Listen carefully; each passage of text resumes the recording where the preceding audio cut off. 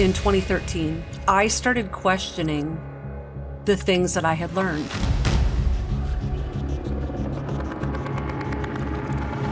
I want to find chapter and verse for these things that I believe. And I was alarmed how many things were not there at all, or it was a misunderstanding of the culture or the context of the actual scripture, or it was just being wittingly or unwittingly distorted.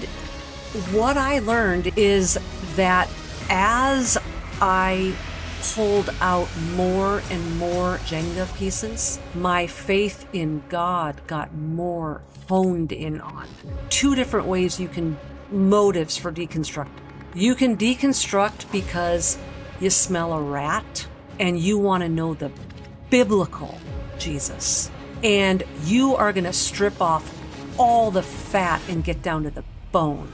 That type of deconstruction will lead you on a path so narrow you'll have to turn sideways the rest of your life to get to the finish line.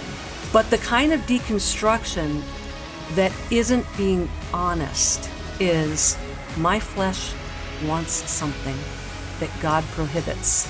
And if I can find a bunch of loopholes, then I can prove this is a bunch of man-made nonsense. And if it's all man-made nonsense, my flesh can do what I want.